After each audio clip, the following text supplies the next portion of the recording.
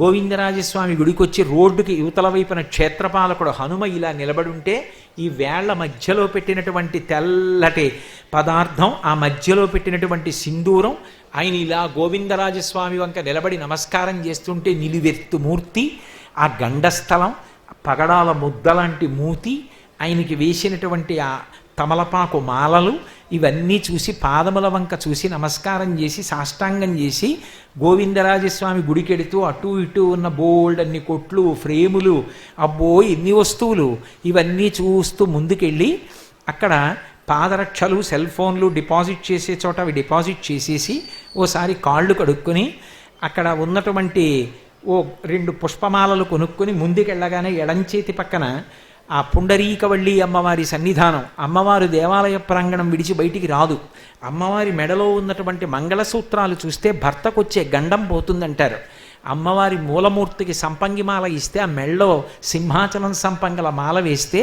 ఉత్సవమూర్తికి కూడా మాల వేస్తే ఇద్దరినీ చూసి సంతోషించి ముందుకెళ్ళి ఎడం పక్కన భాష్యకారుల సన్నిధి, ఇంకొంచెం ముందుకెళ్ళి గట్టు దాటి లోపలికి వెళ్ళి అంతరాలయంలోకి వెడితే ఇలా పడుకున్నటువంటి గోవిందరాజస్వామి, చక్కగా ఇలా పక్కపక్కన పెట్టినటువంటి పాదాలు, ఆ పాదాల దగ్గర నిలబడినటువంటి శ్రీదేవి, భూదేవి, మధుకైటభులన్నటువంటి రాక్షసులు, ఆయన నాభికమలంలోంచి పుట్టినటువంటి బ్రహ్మగారు ఎదురుగుండా గోడ మీద కనపడుతుంటే ఆ గోవిందరాజస్వామిని దర్శనం చేసి ఇంత పెద్ద ఉద్ధరిణితో తీర్థం చేతిలో పోస్తే చెయ్యి నిండిపోతే ఆ తీర్థం బుచ్చేసుకుని ఆ కర్పూరం కలిసిన నీళ్లు తాగితే అమ్మయ్యా అనిపించే కంఠానికి స్వస్థత కలిగితే అంత తులసి వాళ్ళు ఇస్తే అందులో 4 దళాలు నోట్లో వేసుకుని నవ్వులుతూ బయటికి వచ్చి హుండీలో 1000 రూపాయల కట్టబడేసి, మానసికమే కదండి, 1000 రూపాయల కట్టబడేసి విచిత్రంగా కూర్చున్నటువంటి కృష్ణ భగవానుడు పార్థసారథి దేవాలయం ఎడమకాలు ఇలా మడిచి కుడికాలు ముందుకు పెట్టి రథం నడుపుతున్నటువంటి స్వామి యొక్క దర్శనం చేసుకుని కొంచెం కిందకొచ్చి ఇలా ఎదురుగుండా తిరిగితే ఇలా కొప్పు పక్కకి ఉన్నటువంటి ఆ గోదాదేవి దర్శనం చేసి కొంచెం ముందుకెళ్ళి